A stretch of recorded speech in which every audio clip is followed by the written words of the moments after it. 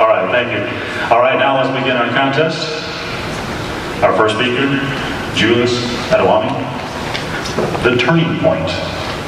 The Turning Point, Julius Adewunmi.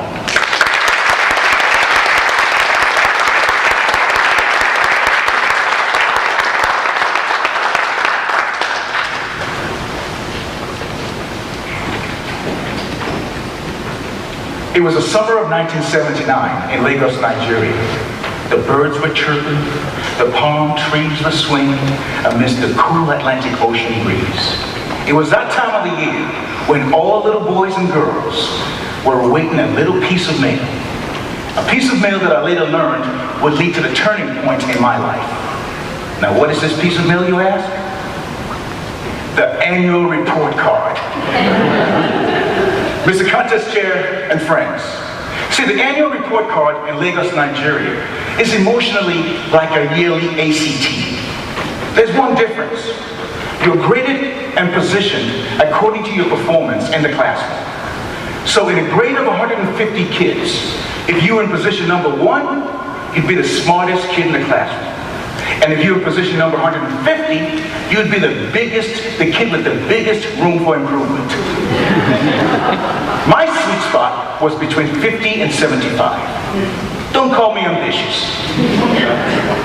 Report cards and African parents stimulate conversations. Conversations about the human anatomy. More specifically, the brain. In my household, it was my brain. And it used to go like this. Julius, the kid in position number 1 or 2, did they have 2 brains in their head? Oh no, wait a minute. Maybe during creation, the good Lord gave them a brand new brain, but gave you a fairly used one. Hey, listen, I never spoke back to my parents, because you have to understand, I had a pretty mysterious report card in those days. One year, it was found in the back pocket of my pants in the laundry room. Another year, it was in the entertainment center, just where my dad sits in the living room. Another year, it showed up 2 days before we returned back from summer holidays. On this glorious day, I came in from summer camp singing, I want to go to America, I want to go to America. And I looked in the living room, and there my dad sat, with his hands in his face, looking at a piece of paper on the table and shaking his head.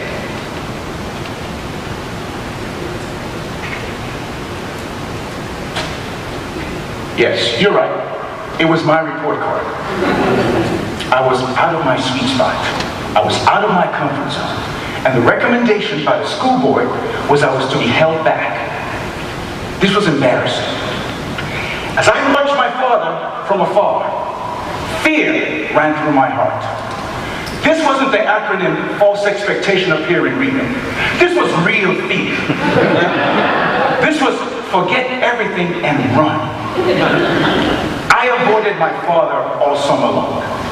When he was in the living room, I made sure I was in the dining room. When he came into the dining room, I made sure I was in the kitchen. And when he came in the kitchen, I jumped in the pantry. I was out of sight. It was embarrassing and painful summer. Well, I returned back to school the first day of school, and I sat in the classroom. It was painful and it was embarrassing. You see, in Nigeria, if you're a senior student, all the junior students are like second-class citizens. And I was now sitting in the classroom among second-class citizens. I couldn't take it. I just could not take it. I couldn't wait to get home. I got home. I went to my mother. I said, Mom, I need a favor. She said, what's that? I said, Mom, I need you to pay for these exams. I want to take it at the same time as my senior students are taking it, my classmates. I want to take it at the same time. I need you to pay for the syllabus and pay for the exam, and I'll take it in a public examination center at the same time. She said, what are you talking about, boy? You cannot even cover 1 year's material in 1 year, but you want to cover 5 years' material in 1 year? Get out of here.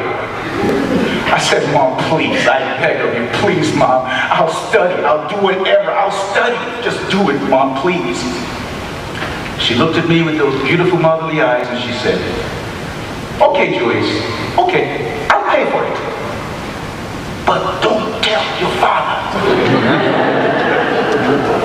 This was the most studious year of my life. I studied during the Christmas breaks, during the Easter breaks. Anytime I tried to slack, my mother had her size 9 up my rear end to motivate me. Motivated and encouraged by my mother and my father's intolerance for mediocrity, I took the exams and I passed. This was a turning point in my life. You have to understand, this was the first time in my life that, motivated by the pain and embarrassment of failure, I set a goal. And with the support of one of the 2 most important people in my life, my mother, I achieved my goal. Sure, I had excuses. Listen, I had knee surgery at the beginning of the year. I was out and I missed a month of school. But in all this, I learned excuses are merely monuments of nothingness. They build bridges to nowhere. See, those who use these tools of incompetence are really masters of nothingness. I also learned that courage doesn't roar. It's that quiet voice at the end of the day that says, "I will try again tomorrow." When was your turning point? And who encouraged and inspired you through your turning point? Who have you inspired and encouraged through their turning point? And if you were to get a report card of your entire life today, would you be avoiding your father? Mr. Contest Chair.